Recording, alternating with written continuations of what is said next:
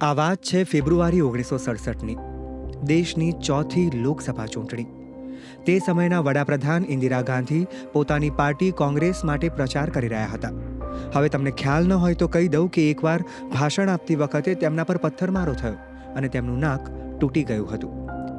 ઓરિસ્સાની રાજધાની ભુવનેશ્વરમાં ઇન્દિરા ગાંધીના ભાષણ દરમિયાન કેટલાક બદમાશોએ પથ્થરમારો કર્યો.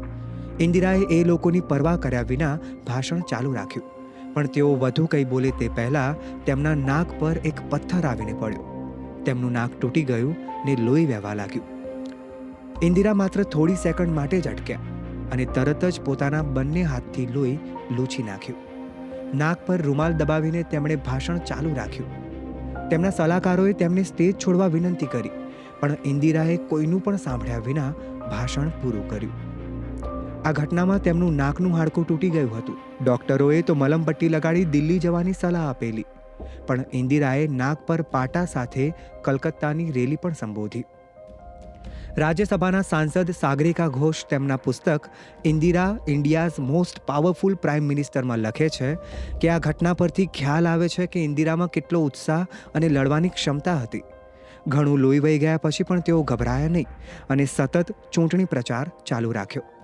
ઓપરેશનના બીજા જ દિવસથી નાક પર પાટો બાંધેલી હાલતમાં તેઓ દેશભરમાં ચૂંટણી રેલીને સંબોધિત કરવા લાગ્યા. સાગરિકા ઘોષ કહે છે કે ઇન્દિરા શરૂઆતના દિવસોમાં આટલા હિંમતવાન નહોતા. જ્યારે તેઓ માહિતી અને પ્રસારણ મંત્રી હતા ત્યારે સંસદમાં કોઈ પ્રશ્નનો જવાબ આપવા માટે ઊભા થતી વખતે તેમના હાથ પગ ધ્રુજવા લાગતા. પણ જ્યારે તેઓ 1967ની ચૂંટણી જીતીને સંસદમાં પહોંચ્યા અને આપબળે વડાપ્રધાન બન્યા ત્યારે તેમનો આત્મવિશ્વાસ ખૂબ જ મજબૂત થઈ ગયો. ઇતિહાસની અટારીએથી આજે બસ અહીં સુધી. આવા જ અવનવા કિસ્સાઓ તમારા માટે લાવતા રહીશું. ત્યાં સુધી આપ જોડાયેલા રહો ગુજરાત સમાચાર .com સાથે.